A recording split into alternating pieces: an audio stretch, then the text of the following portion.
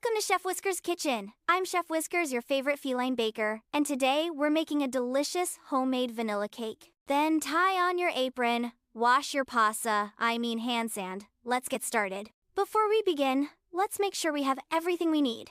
We'll need 2½ cups of all-purpose flour. This gives our cake structure. 2½ teaspoons of baking powder. This makes it rise nice and tall. ½ teaspoon of salt, just a pinch to balance the sweetness. Always measure your ingredients. Careful baking is like science, but yummier. First, we take our flour, baking powder, and salt and sift them together into a big bowl. This part is super important because it makes sure our cake is nice and even, but be careful too much flour dust and you might end up looking like a ghost. Now, let's grab another bowl and add our butter. Time to cream it together with the sugar until it's light and fluffy. This might take a couple of minutes, so be patient. The fluffier the butter, the fluffier the cake. If a little shell sneaks in, just scoop it out with a spoon. Now, let's add in our vanilla extract. Ah, can you smell that? It's like a warm hug in a bottle. Give it a good stir, and we're ready for the next step. Now comes the fun part, mixing everything together. We're going to add our dry ingredients in 3 parts, alternating with the milk. A little flour, a little milk. Mix, repeat.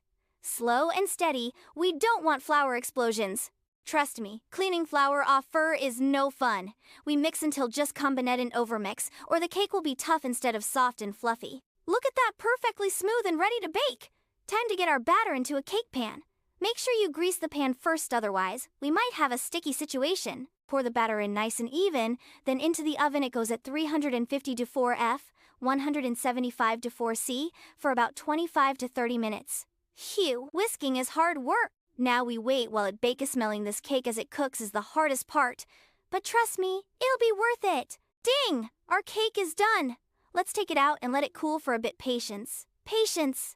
Once it's cool, we can add the frosting. A smooth layer of vanilla buttercream is just what this cake needs. And maybe a little taste test? Just a tiny bit. Okay, maybe one more. So good.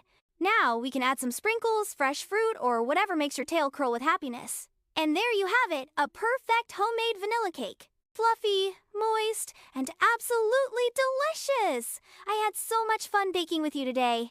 Thanks for joining me in Chef Whiskers' kitchen. See you next time. And remember, whisk it good.